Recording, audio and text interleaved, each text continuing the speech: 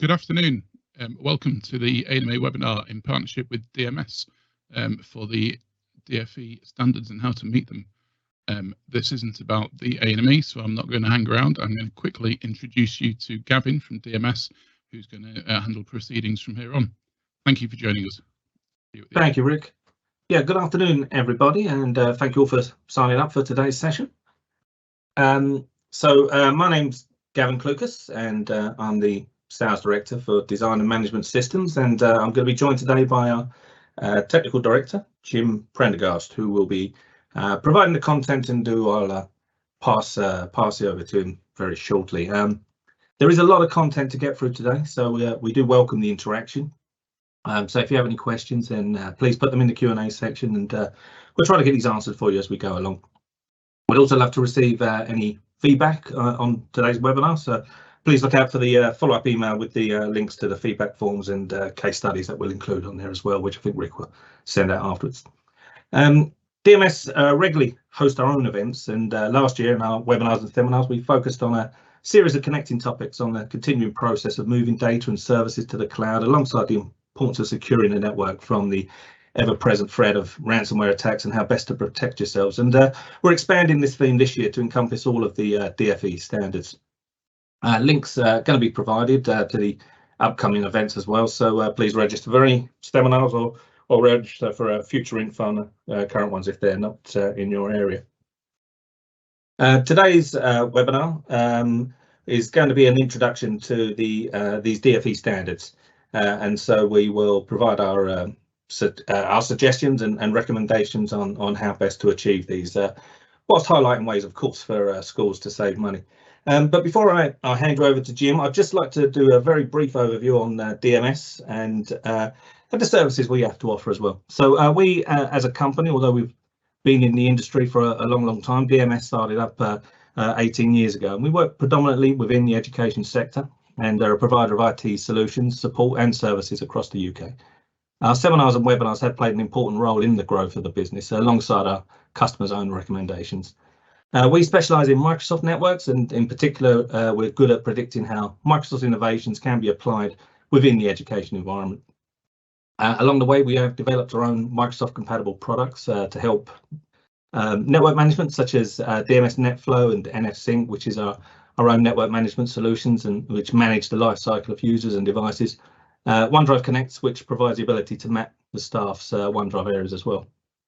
We also provide in-depth support to our customers, so we offer a varied range of support contracts which provide value for money.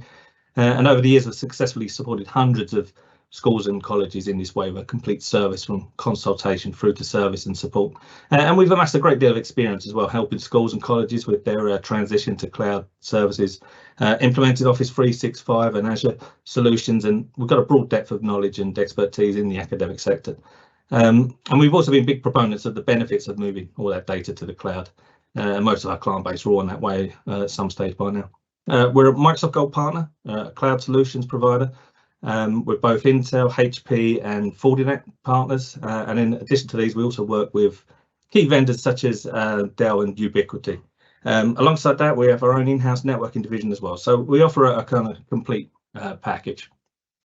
Thank you for that. Like I say, very brief overview. We're obviously happy to contact anyone off the back of this to have a bit more of an in-depth chat, but like I say, there is a lot of content to go through, so I will now hand you over to our very experienced technical director, Jim Prendergast, who will take you through the rest of the presentation.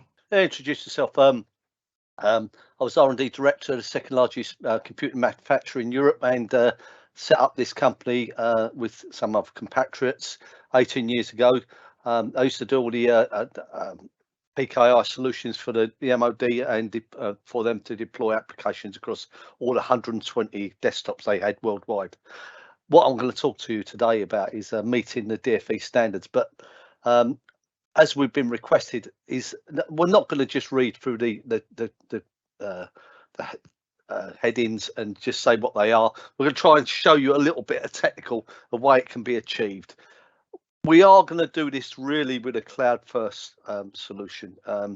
If you're not already in the cloud, most of you should be going there. It's cheaper, quicker, and if you're going to save money, that's the best way you can do it right now.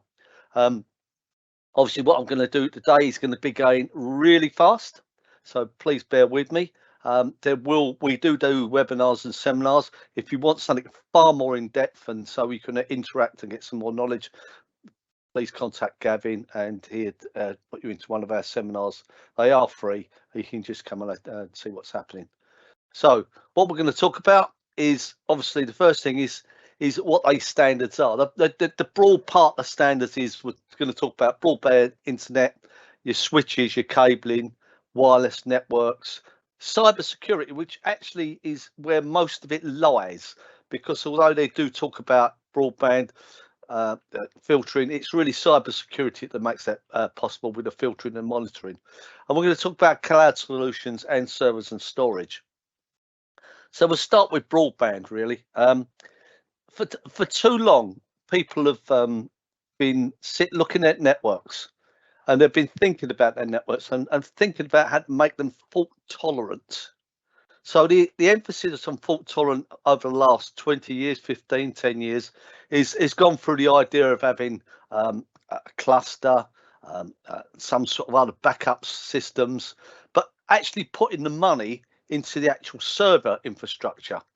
What we need to think about now is that that's not where you are now. If everything's in the cloud, we need to think about this having this full fiber connection, having as much bandwidth as we could possibly have, and also having this bandwidth so it's fault tolerant. So if you've got BT, and these are just suppliers picked out the air, we're not recommending them, we're just saying this is an idea. If you're with BT, you really need Virgin, another supplier for your second line, not BT with another line from BT. That would be silly, because if the BT network goes down, as everyone will know, a couple of years ago, the Janet network was going up and down when it was getting attacked. You need another network. You have to have it so that if one goes, it flips over to the other. If the second one goes, it flips back to the first one.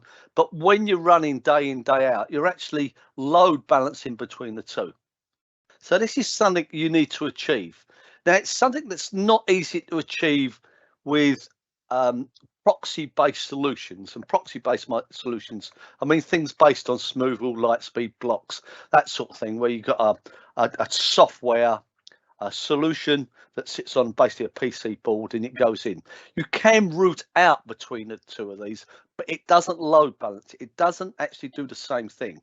So in this particular example, we're showing FortiGate, but it could be any. It doesn't have to be FortiGate. It could be any manufacturer of what they call fourth gen firewall. So it could be Palo Alto Labs,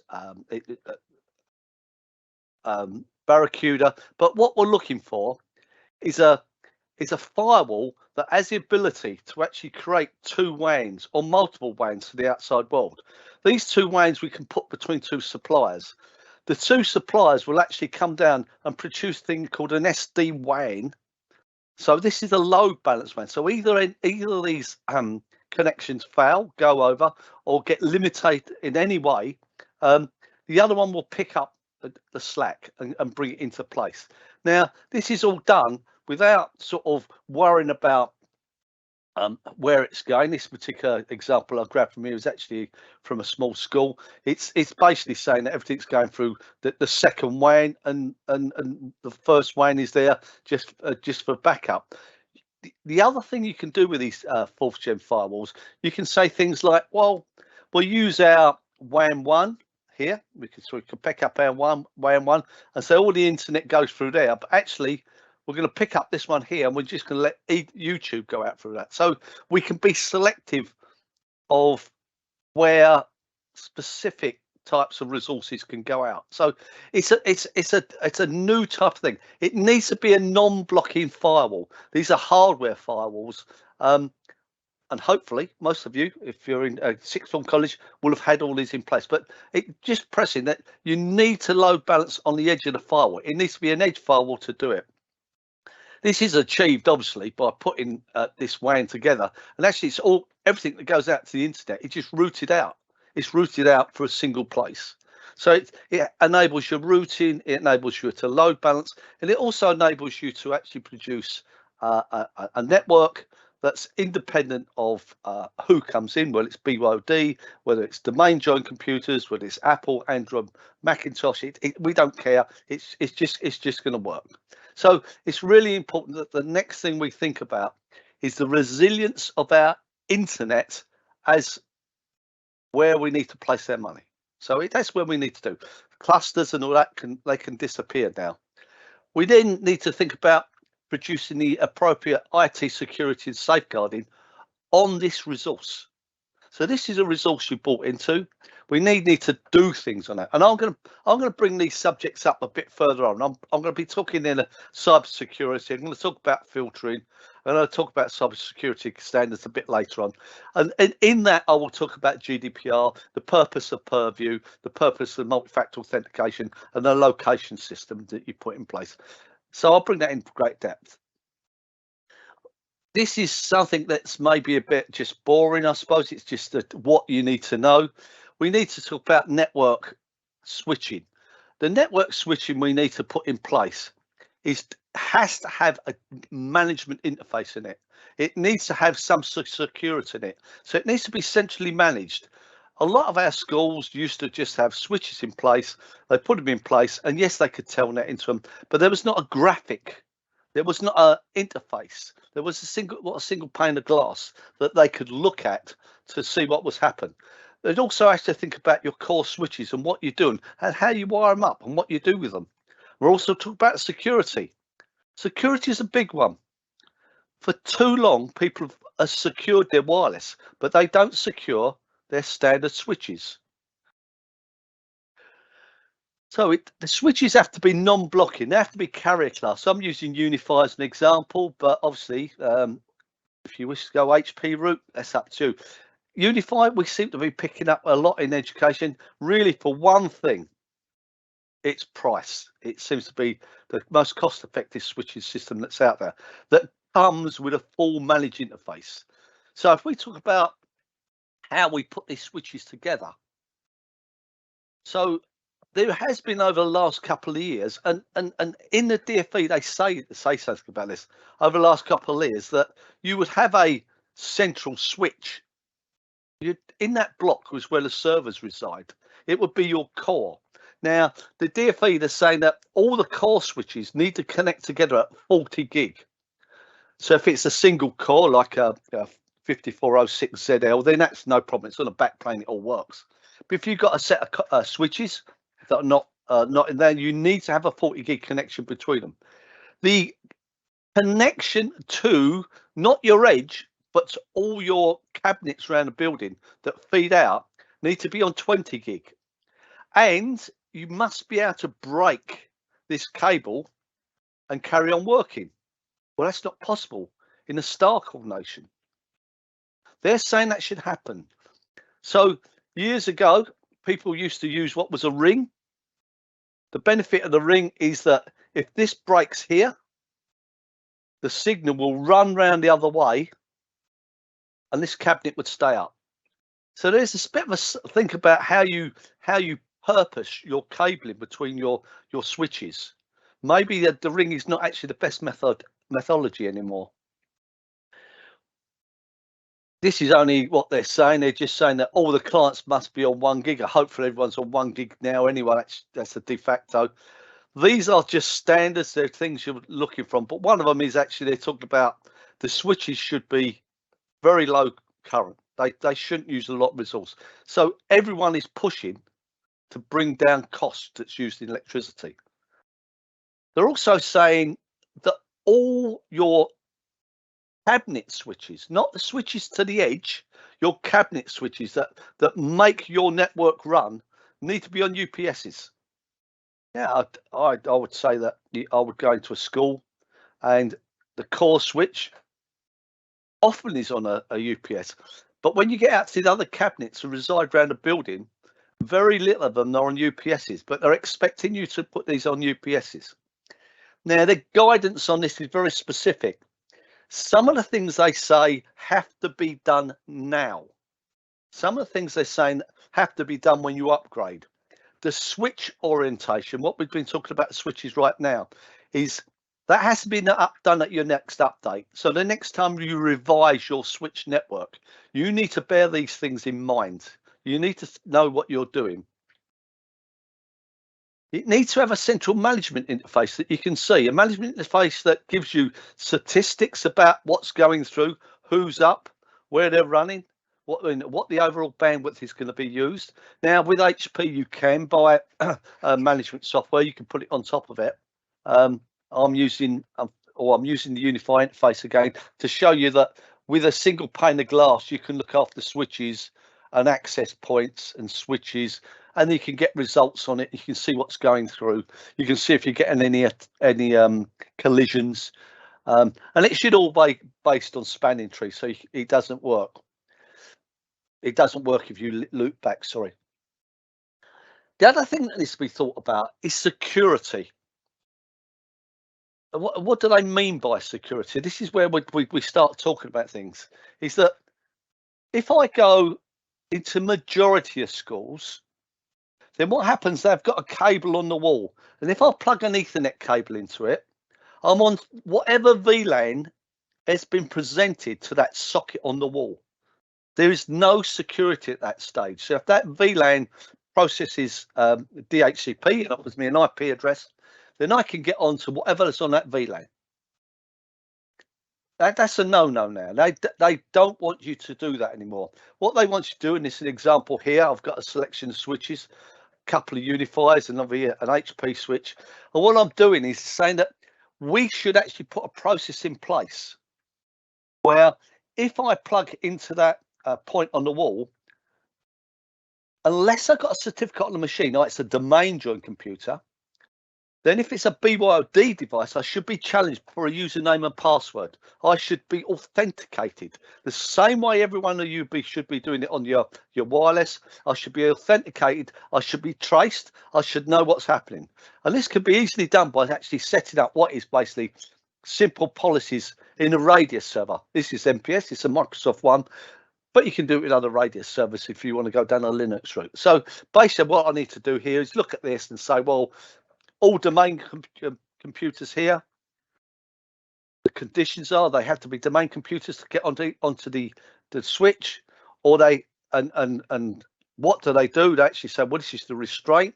Is it a BYD? It has to have for a domain computer, it has to have a certificate on it.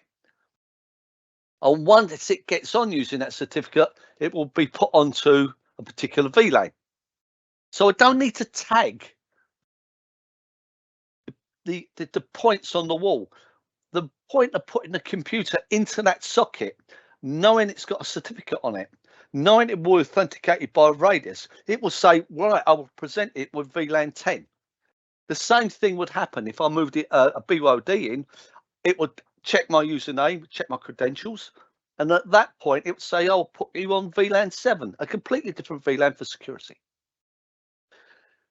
Let's talk about cabling. This is more going through cabling here. I'm more talking about just standards, really, what they are. Yes. Sorry, just a couple of sort of queries have come in on the switches, especially with the Unify, because one of the standards I think the DfE obviously mentioned is about having 5 years warranty, which has been highlighted. And Unify, that is one of the kind of limitations with Unify with their own warranties, is they have 1 year. So I mean, I think for us, for example, we do sort of have our own customers, which obviously we support, and we do offer some extended warranty around that. But I guess that has been pointed out a couple of times. So I don't know if you've got any comments on that at all. My only comment on there is I really was just picking a display of. No, I was picking that you need a central screen to manage your whole of your switches. It can't be done just by Telnet. So the example was on that base and not about the warranties. Okay. Thank you. Right. So let's talk about network cabling. This is another thing, is that network cabling, they're actually pulling in the same what you should have. What is the minimum you should have? Now, this again is based on the idea of what should happen is that when you upgrade, this is what you should put in place. They're not expected you to pull out what you've got in place and upgrade. They're just for the willy-nilly. If it's running, leave it alone. But I'll go through why they're talking about. They're also talking about the manufacturing of the fibres and what they've been must come with a decent warranty, and these are standards we need to follow. But we're talking about the entry level for copper is 6A, and it needs to be OM4. Now, why is that? We can look at this chart quite easily, and you can see that what 6A gives you that 6 doesn't give you is the ability to sit on 10 gig. So you get 10 gig going down the cable. And that's all it is. They're talking about what the maximum bandwidth. So they're expecting things to move to 10 gig in the future. The same thing with fiber. Now, there's two types of fiber, and I'm going to go into that a bit more detail just as an overview. Is that they're talking about OM4. They're really talking about the distance that it can go down at 10 gig, 550 meters. That's what they wanted to. They're also talking about getting to 100 gig. And this is actually getting to 100 gig without using other resources like a wavelength divisional multiplier or something like that. It just be ability to run your backbone at 10 gig at decent lengths, really. Now, you might have to use single mode fiber. If you're running 550 meters, that's fine. But if you need to run further than that, they're not saying you can't use single mode fiber. They're just saying the minimum is OM4. So you can go to single mode fiber if you want to go for a lot longer distance. Obviously, I don't think any of you be wanting to go to 80 kilometers. But if you go to single mode fiber on 1550 nanometer GBICs, you can get 80 kilometers out of it. So if you've got a sports field, or you've got as you've got in various schools, we look after a campus that's a good 1 or 2 miles away from the other, this is what you would need. Now, this is all based on what you push down those fibers. So these fibers that you push down, these are the limitation. If I put SX, which runs at 850 nanometer, you can see I'm going to get what I'm going to get. I'm going to get 550 meters out of it. If I go to LX on OM4, I also get 550 meters. If I go to, so this is 1310 nanometers, that's the frequency it runs at. If I run LX down at a single mode fiber, then I'm going to get 5 to 10 kilometers. And this is because it's the efficiency of the fiber, the fiber losses you get. So you must understand that at some places in your organization, it might be necessary to go single mode fiber. As Gavin said, we do wiring, and this is the nice standards. You can see that you really need to be BSI engineer 6701, 5173 and 5174. So you should look for them during your cable installations. Right, that brings me on to wireless. Now, all these are quick bits, because when I come to cyber security and fiber, it did be far more detail. So within wireless, we need to talk about what we need to put in the latest standards. Now, the problem with putting the latest standards in, and we've seen this at quite a few schools now, is they will put the latest Wi-Fi 6 in, but not have any notebooks that support Wi-Fi 6. So you need to think that it's both things that need to be changed, i.e. your infrastructure and your client machines. It also said you should have a fully functional signal on your wireless, and you should be able to manage this wireless network, and this should be security. So currently 802.11ax has been out for a couple of years now. It runs at 2.4. If you've got the necessary aerial systems in place, you get up to 10 gigs on it. That's not saying you'll get it on a notebook, but you can see that everything residing is going up in speed, and that's what the DfE are trying to push. They're trying to push bandwidth within your structure up, yeah, even though you're limited at the moment by the internet connections you've got into your organization. They're also looking for you to manage your wireless by representations. So this is I know I'll pick Unify, just have to have a Unify system I could get to grab screens. You can see that my wireless point actually shows me what the leakage is into the various other classrooms. It shows you how this these two would leak into each other and gives you a visual representation of where you should position your access to points to get the best coverage. Also got a very nice interface, and that is the ability for it to look at the access point. And again, I'm not pushing you fine. I picked it because it's a graphics way of looking after your network. So in this, you can see that I can see my access points. I can see the utilization on an access point, and then I can go into it and I can see the clients that are getting onto individual access points. I can see their throughput. I can see what their signal experience is. I can then see what channels they're on.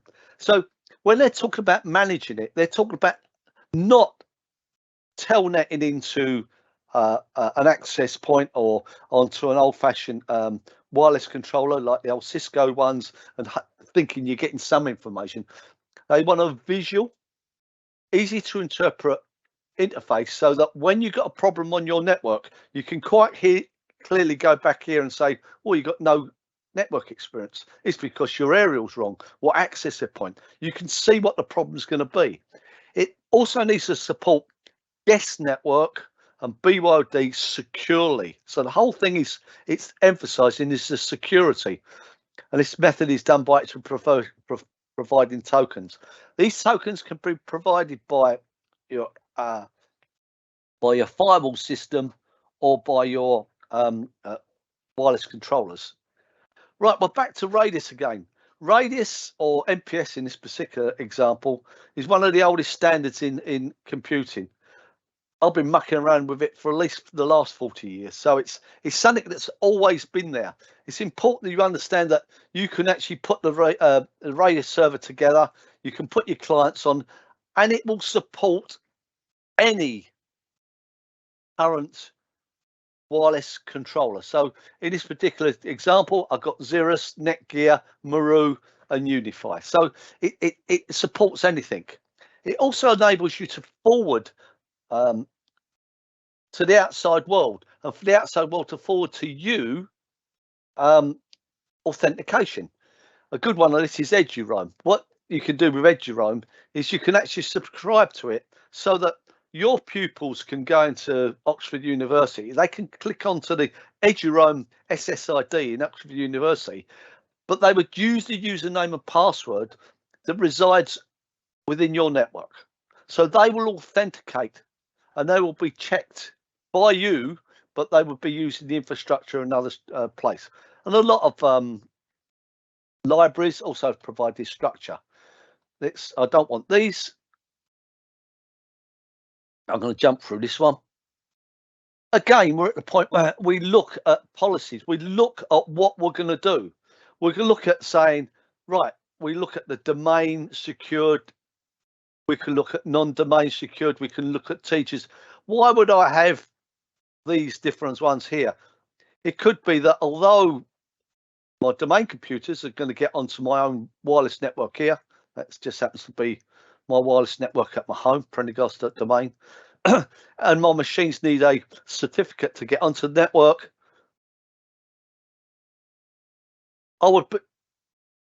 it works fine.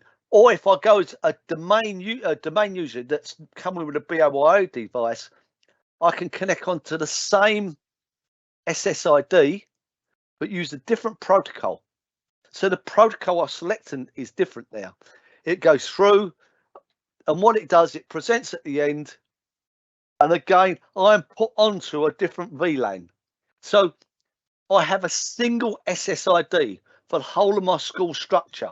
I don't have an SSID for teachers, guests, pupils, sixth form. It's a single SSID, far more efficient. It uses less bandwidth for the whole network. You are authenticated on that SSID by the Radius server. At that point, you are presented onto the necessary VLAN. Jim, just a pause just for a second, just so we can go back to a question that's come in on the network cable. I'm not sure if you can see that one. I'm not sure if we may need to double check this ourselves. I cannot see networks at your questions at all. The question is, I don't know if you're going to know this one, but if the cabling, so the cabling and warranty in particular, if we run the cabling ourselves by not getting a contractor in, does that mean we are not compliant as we aren't getting covered by any warranty, or is it the cable itself that needs to have the warranty? Do you know the answer to that one? It's the work. No, it's the work, Gavin. Yeah. I'm sorry, it's the work, because when you put fibres in, the people who have been trained on the various standards will know the limitation of the curves you put on the fibres. When you run the Cat 6A, they know the limitations of the proximity to mains wires and three-phase. Again, the same thing. When someone puts wireless in, they know that if you put a wireless access point and it's within 6 foot of a three-phase cable in the wall, then it'd be nulled out, null it out. So it's those bits of knowledge they're also expecting people to know. That doesn't mean you can't do it, by the way. I'm just saying this is preferred, yeah. And they're expecting this to be done at the next upgrade. It's not now. They don't want it done this minute. Yeah, this is an upgrade. Let me go back. The radius part, the security is now. The cabling and the access points is your next update. So security they want now, or they want November, and the cabling at the next upgrade point. Was there another question, Gavin?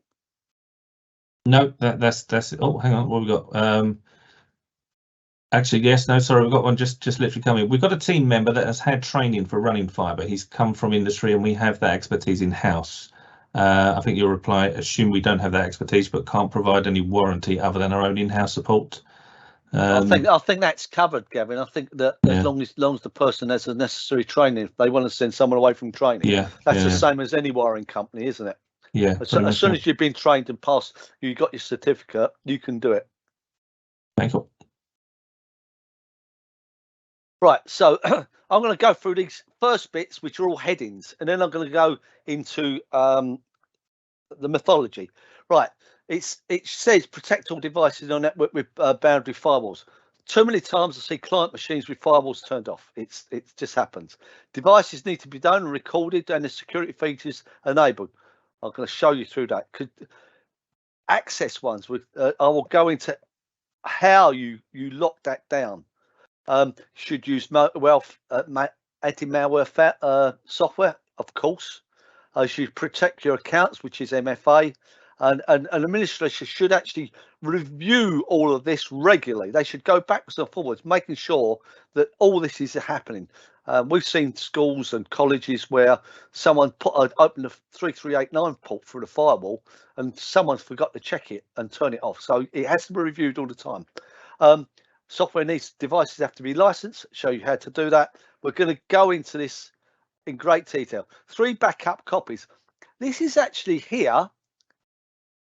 Does not apply to the cloud environment. You still need to back up, but you don't need 3 backup copies. They're talking about on-site.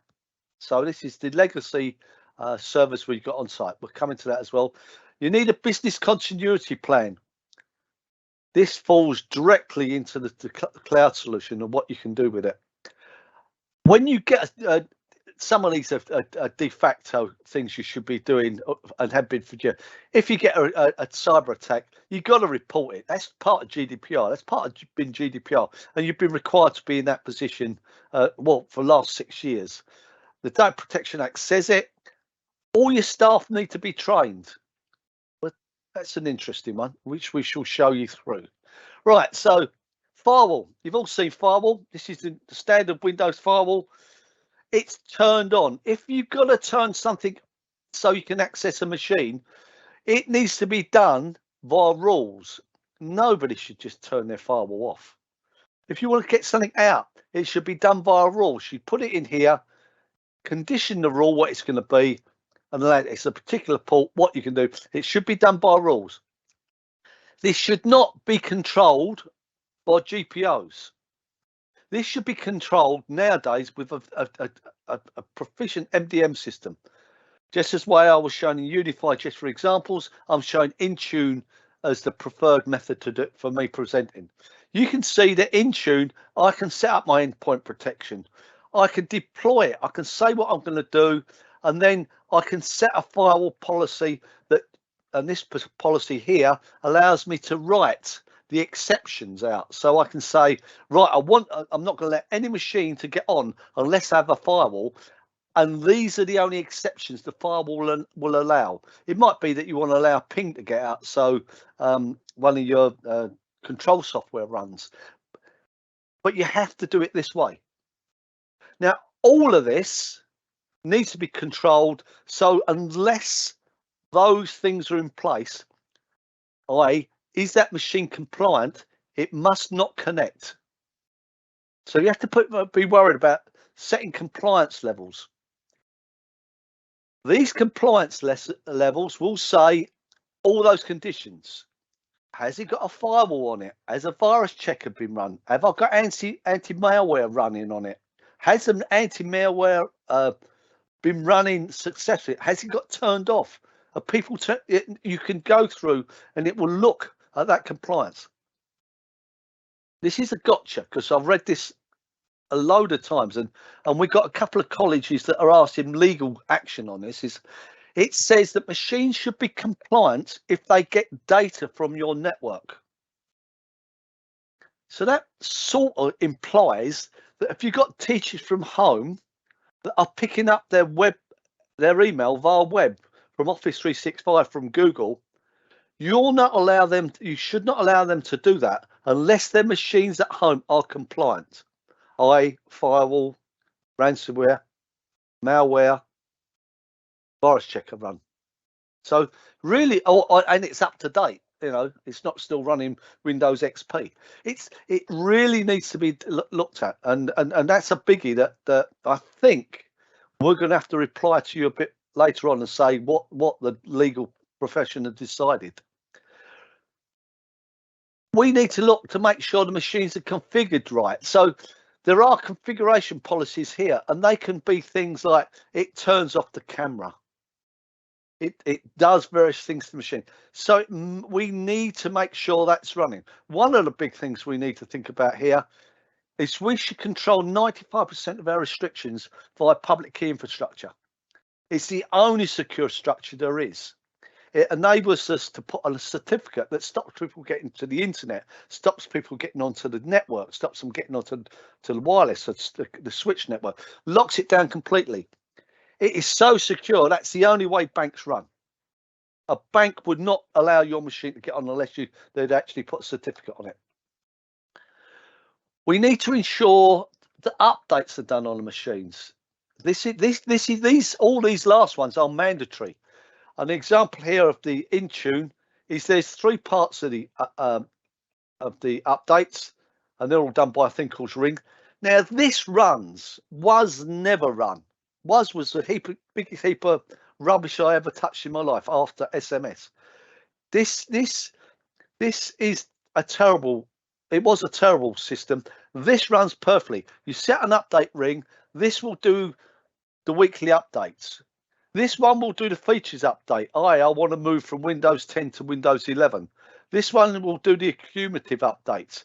You set this up and your machines are up to date and running. You set up your rings. You can say when they got reboot. This is the same as was. When they got reboot, when it should be done, when the scan should be done. It runs completely.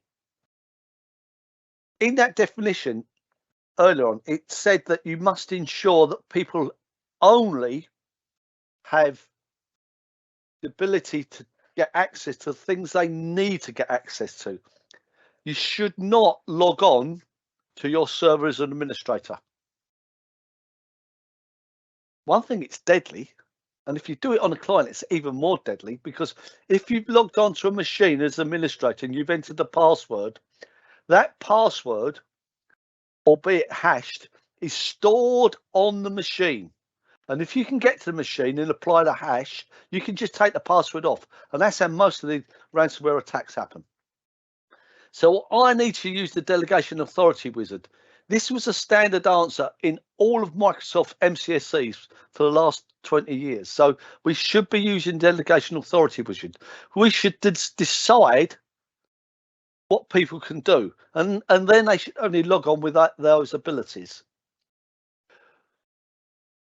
Anti-malware.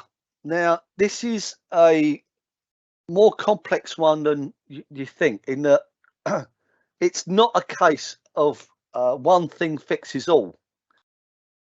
The first thing we should be doing, oops, sorry, I jumped past there, is we should be using device guard on our client machines. Device guard means that we run a little PowerShell command, and specifically this should have been run on your domain controllers and your servers on site, for instance, for the last 6 years at least. You should have had this in place. We run a command. The command says, these are all the DLLs. These are all the applications I've got on machine. It produces a list that I compile into this file. I then load it to say that's enabled as a device guard. It means that only those applications can ever run on that machine. Someone can't come and put another application on it. It means that ransomware can't sneak onto a machine and get around your network. Please, this should be applying at least to your servers, to your clients as quick as you can. Oops. Auth guard is another thing of protecting. Now, what authentication guard does is it stops the earlier example I gave you, where if I can get onto the machine, I can get a hash. I can take the administrator password off that's been stored on that machine, and I can use it to get around the rest of my network. So authentication guards and device guards are a way of locking down machines to stop applications getting onto them that shouldn't be running. Malware apps. The next thing is that we need to think about the simplest things you can do. Now, these are even simpler. From Windows 10, you can just turn on ransomware protection here. Pretty basic, pretty simple. All it does is it stops ransomware from entering the profile whoever's logged on. So it locks down the profile, so ransomware can't percolate onto the machine. This can be done in 30 seconds and should be mandatory on all your machines. On top of this, if we have any file shares on machines on servers on the network, we should talk about running File Resource Manager. And what that does, it sits there and it will scan looking for the type of files that ransomware creates. At the point they are created, it will stop the next one from ever being created. It doesn't stop the first one, unfortunately. It'll stop any others happen, and you'll get an email telling you you're infected. Do something about it now. You can rush around, turn the machines off, and find out where it's come from. Obviously, you can use endpoint security. It comes in. It's far more effective. You can create antivirus and ransomware protection systems, and you can apply them to your network. The other thing that was mentioned in the security was that we should be locking down access. Simple to do. We should turn on conditional access so that if you get onto types of machines or you come out from the outside world, you are challenged by multi-factor authentication. But you need to be done in a correct way, in that you need two resources. That even if you try to use multi-factor authentication, you're coming from Russia, you should be told no. Russia, North Korea, Nigeria, places where the ransomware is coming from, it should not happen. And when I'm internally to my network, the trusted site here, inside my organisation on my site, I should be changed for MFA, except maybe for your servers. And we have a lot of people that even now will say that when we go onto a server, they should be challenged. Right, so how do we protect other things? Now, in Office 365, you have a thing called Purview. It used to be called Azure Protection Management. It's changed, it's called Purview now. God knows why they're changing the names. They change them every 10 seconds. But we can start labeling. We can stop access to the wrong data from leaking out. The first thing we can do is we can actually provide what's called data loss protection. And what that does is says that anytime we have a document that has your NI number in it, or your bank number in it, or your national insurance number, or something that I can identify as a number that I can recognise, I don't want it to get out to the outside world. And you can restrict it so that only the finance office can send out financial details. Only someone in personnel can send out something with an NI number. So you restrict it so something can't get sent out by mistake. So from someone finance, you email finance and someone else in your organisation by mistake, and they get your bank details. They can't forward it on. They can't do anything with it. It's locked. They can't get to the details complete. So this is a loss protection system. But one of the things it can do, you can set up a custom system. And what we can do with a custom system, that we can actually label our documents. We can automatically label our documents, or we can do it when we create them with Office or with Outlook or something like this. And we can say that we got a child protection document and only these 5 people can see it. It can never ever leak by mistake to the outside world. It can never ever leak to another member of the organisation. It's locked within your organisation and you're protected, because once it's labelled, data loss protection will stop it going out. The other thing that you can do via your labelling is you can say retention period. Now, you need to keep documents for a length of time for certain reasons. Once I set that retention period, it doesn't matter who tries to delete it, it can never go. So this particular example is for finance, and they're saying, oh, I never want a finance document to get deleted for 7 years. For 7 years. Now, even if someone does it maliciously, they cannot get rid of that document. Now, for child protection, we tend to use 99 years, but it's up to you. It's that you can put a retention system in place. We should check the security of applications that are downloaded and what are put in place.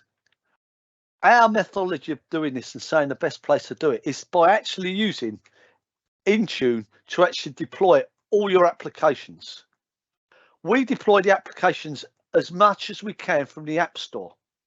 Once it's deployed from the App Store, like something like Adobe Cloud, then you don't have to revisit the machines to do the updates. The updates will be handled by the App Store. As something new comes for Office 365 Pro Plus, it will happen to the clients. It updates it automatically. So once it's set in that method, you can ensure that all the applications are in, and because you've got it in this method, you can guarantee its license. I can see I can deploy from the App Store, I can provide web links, or I can line of business. And line of business is your traditional MSIs that you want to deploy. You can see that I can deploy it to Apple's, Microsoft, or Android. And you can see that the type of files as I can deploy, which you can grab directly from your existing deployment system. Recovery copies. Probably everyone who knows that I've just told you can't delete a document, a child protection document, if we decide it, for 99 years. But your normal license that you get with Office 365, you can overwrite documents 254 times before you lose it, and you've got a 96-day retention ratio. Now, for your pupils, we found that 99% of our schools believe this is adequate. And if you want to go to the next level of licensing, then you can increase the retention period to years. So we need to regularly test and have a contingency plan for a cyber attack. This contingency plan for a cyber attack, that's been mandatory under GDPR. It's not now, but It's not. This is nothing new. They're just restating what you should already be doing. What their guidelines do say is that you should have penetration testing, i.e. you should have someone try to get into your organisation from the outside world. They don't mean you going home and trying to telnet through your firewall. They don't mean someone sitting at home with a bit of software that says it will attack my machine and look for open ports. That is irrelevant. They're talking about white book. They're talking about you putting stuff on on your servers that you can monitor that this is not happening. With the white book testing, the white book testing is looking for vulnerability of software, what you put in that's got a hole in it. All of you will know categorically that one of the biggest holes that happened in the last couple of years was the Realtek Ethernet driver. Everyone knows it was a vulnerability. Everyone knows about the ISST sound controller problem on the HP notebooks. It was their vulnerability holes. This would pick this up and tell you what the problem was, and you could have this on a monthly check or just check it once a year. But it needs to be checked. You need to do white book, and you need to produce a report. This is me repeating the GDPR. I used to have to do 8 years ago. I was doing this all the time. You need to sit down and look at your network. You need to see what vulnerabilities you've got. You need to put controls in place. The controls in place will be your malware protection. You're shutting firewalls down. You need to protect. If you get attacked, you need to report it to the police.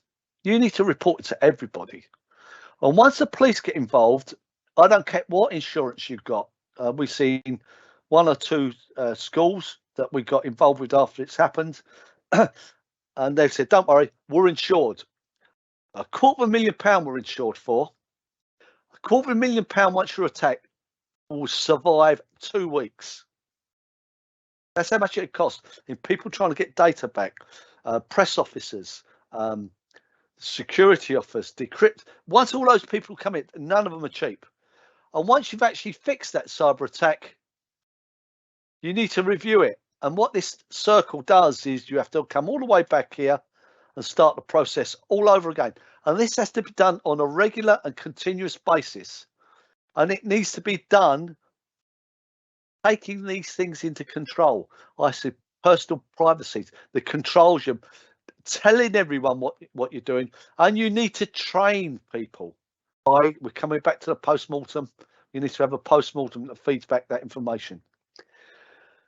You need to have simulated attacks, and you need to record, almost said idiots, you need to record the people that continually do the wrong things. Yeah, so they got security awareness. So I'll show you now, know before now, you can actually do it free with Microsoft, but it's a lot of admin and it doesn't provide the training. But what it does, what you should do is have it so that it looks at what's happening. You can see that this is not true with this person. There just happens to be a threat here.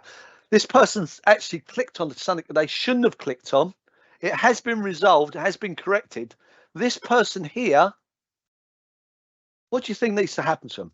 He needs to be trained. He needs a video he can watch. You then need a report that says he's watched the video and he's seen what he's done wrong.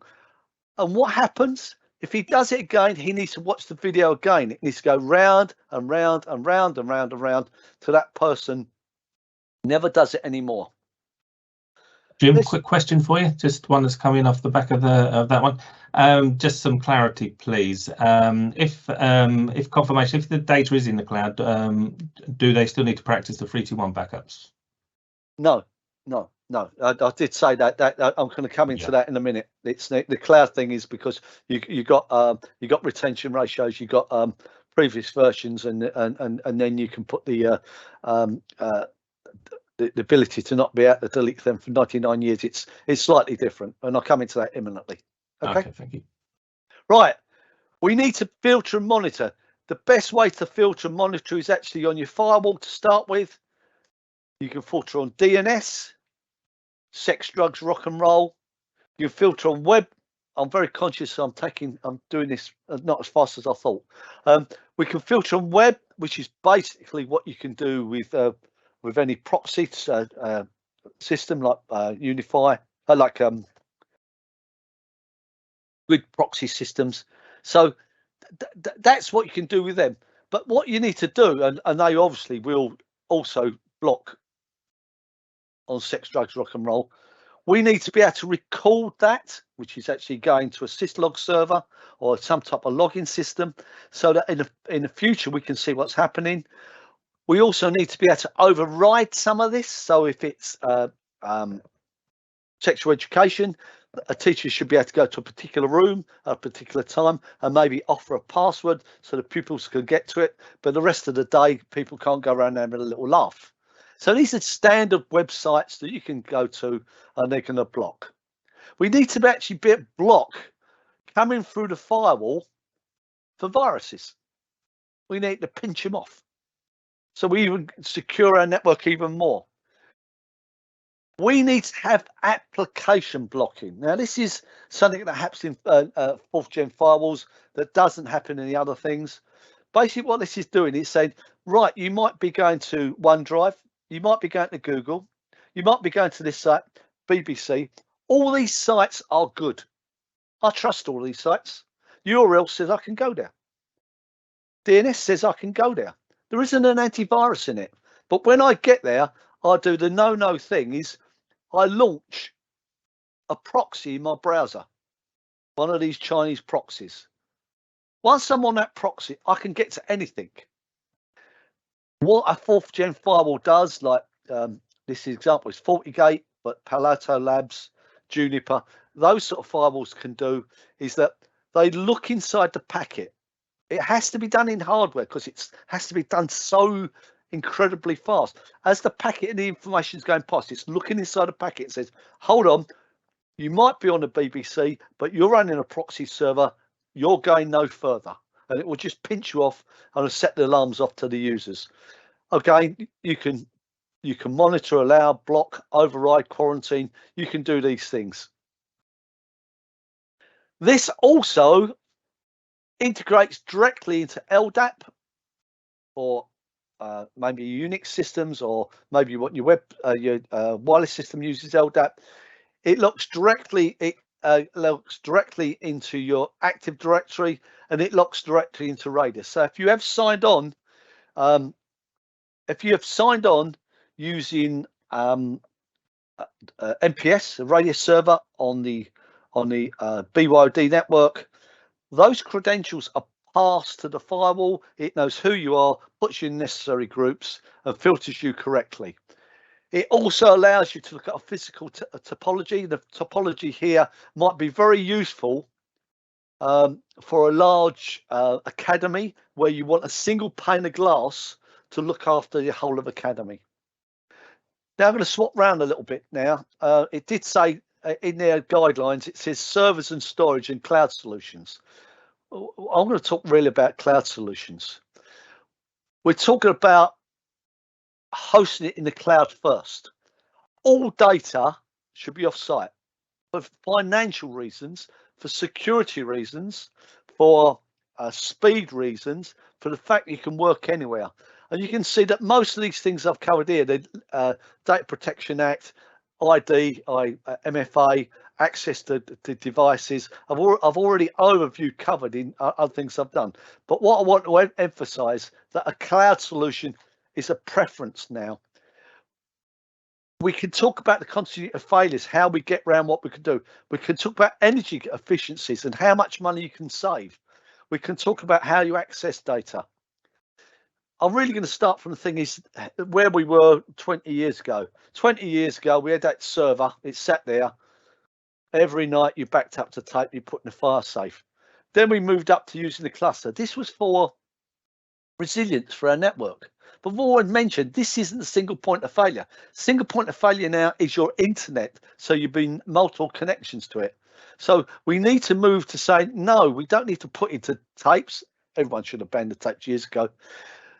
Everyone went to using highly integrated SANs from HP, from Dell. This is an Intel multiflex, and actually using something like DPM to back it up. That also is antiquated. Everyone went to Azores 5 years ago, hyperconvergent Azores 4 to 5 years ago. Those are all dead. They're all dead. They're antiquated. This takes 1,000 to 1,200 watts, that device. You think about cost saving electricity. If we go down to using single servers, and we've got loads of schools where the whole structure is run on just NUC, taking 15 watts. So the only thing on that is authentication. Everything else has been removed.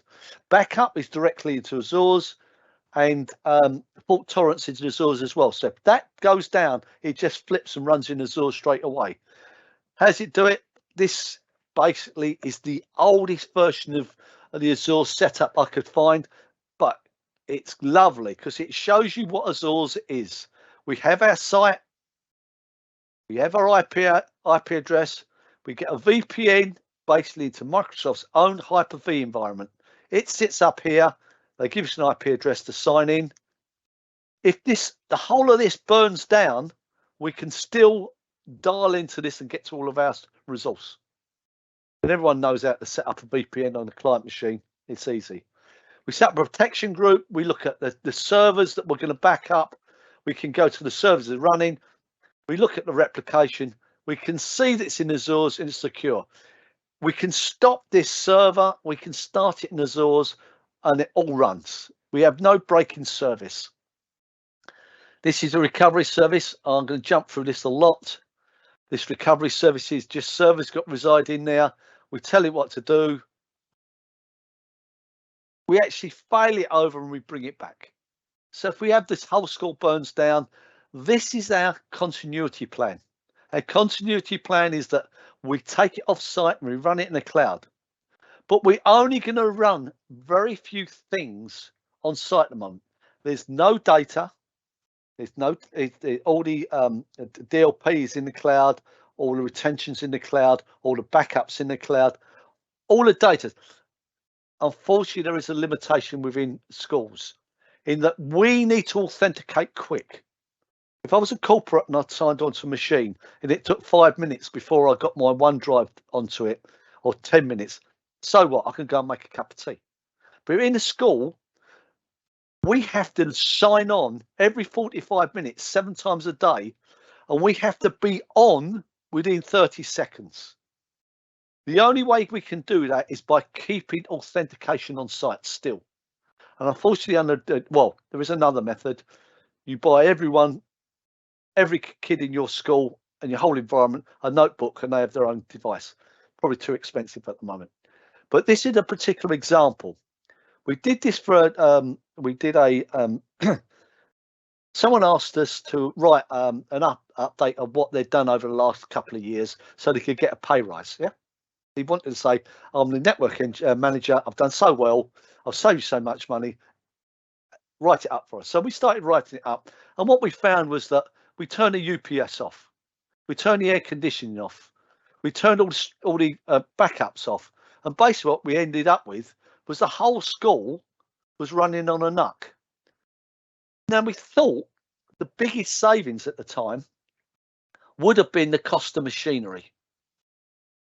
The biggest savings was electricity, because if you take off 11 kilowatts that's on 24/7 away from your organisation, it saves this type of money. So they went from using £47,000 of electricity down to 2,000. So the cost savings are huge. And because the other end of this is in Azores, it means that if that fails, we do dry runs, we turn it off and see if anyone notices they've flipped over. If we turn it off and it runs in Azores, we have a contingency plan for a complete burnout. Right, you need to configure devices. We're back to Intune again. We need to be able to configure Android devices. Intune supports it. Apple devices, Intune supports it. Microsoft. So everything can be done within Intune. At the moment, our backup policy for our tenants has been Skykick. It does a full 365 protection. It backs it up. It allows you to easily set up the management, and it has a single click restore of any data, email, files, or anything. So it allows you to restore anything.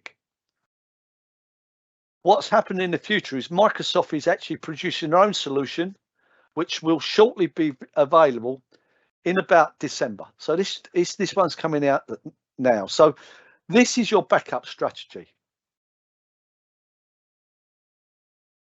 Thank you for coming and listening. I've done this as fast as I can. Normally, our seminars, this would take a whole morning, and you are invited, and you can ask me questions live. Thank you very much. Yeah, obviously that was a lot to pack in. So hopefully that's been useful for you. And obviously anything that you need from DMS, then I'm sure you'll have our contact details in due course. But thank you, Rick, for organising this. And yeah, like we said, I hope that has proved useful. You're welcome. Thank you. Does anyone have any quick questions before we go? Looks all quiet. Don't forget there's a lag. I will say that I picked those examples because they were visually easy to show, but they were more to fulfil the requirements from the DfE. Got one just coming, Jim. What is a local authentication solution for fast logons in schools? No, you keep your DC on site and you keep your Radius server on site. So what the username and password is authenticated to the local domain controller, to the local Radius server, which passes it to the firewall and whatever's in structure. And then obviously once you're on, the speed works fine to get into OneDrive, SharePoint, document libraries, your teams. That's pretty instantaneous. But if you try to do it another way, Microsoft is very California on that. It's they have a notebook, it will sign on, and it will sync the rest of it in its own sweet time. So the authentication is to happen locally. If you think about if I was wanted to design the perfect network, I would say, right, BP, to prove it, I could do it fast. Can I have 100 people all to log on this second? I'm going to time how long it takes. That's roughly what happens every 45 minutes in a school. Yeah, BP would only do it for a test procedure. So you're testing authentication more than anything else in an education environment. Thank you. One more. If you're a school using desktops and there's a power cut, does anyone know what the rationale is on having UPS on edge switching? Let's open that for everyone. It wasn't edge switching. It was the switch rooms around your network, and the idea was that I've gone through the DfE is that it means the structure stays up. And you could have room, like your room where your IT staff are, you could put up UPS, so you could run basic functionality and get things work and go back and start looking around. It could be that you have a power cut in a particular building and you can stay up, but that's the rationality. They're not talking about edge switching. So if the switch it goes into the cabinet, that goes on to the next cabinet, they're advising that's on the UPS, but they're not advising that all the little switches underneath that goes to the client have to be. You can do it, but that's not a mandatory requirement now. Okay, thank you. A couple of questions that kind of I'll merge into one here, Jim. But it's going back to obviously the Mapleston scenario. So like for the offsite cost of 1,800 that we showed in the electricity, for example, there, what sort of things was that for? The Azure, e.g. Hyper-V, storage data usage, etc. But also, how does that also compare to hosting file servers in the cloud? You would never ever host a file server in the cloud. That's not what you do. Well, certainly, yes. You put your data into the cloud. This cost here is for the Azure's cost and the electricity. Yeah, that's what that cost is. That's the recurring cost per year for the Azure's, and that includes once a month doing a dry run to see whether if when we turn the machine off, everything runs and no one notices any difference when it's running as us. It's not for a 24/7 run in the cloud. I believe the last time we did assessment on here, if we put those last servers in the cloud, the DCs, the radius server and that, and we did it here, I think it adds around about another £4,000 recurring a year at the moment. Okay. Gavin, you had those figures, so was it 3.5, 4? I forget what it was, but I think it went up to about 5.5k, 5.8k, I think. I think you're right. Yeah. I'm just sorry, there's a few more coming in, but I think Rick, you're on top of those ones, aren't you? So that's about the recordings and things. So yeah, I think that looks like we're kind of closing down on the questions. Cool. Yes, this is being recorded. We'll get it shared. There's going to be a follow-up email that I'll send out tomorrow with some more information with DMS's contact details. And yeah, that's about it, I think. Thank you very much for it. Yeah, appreciate that. Magic. Thank you. Thank you to Jim and everyone at the DMS team. Thank you for everyone attending.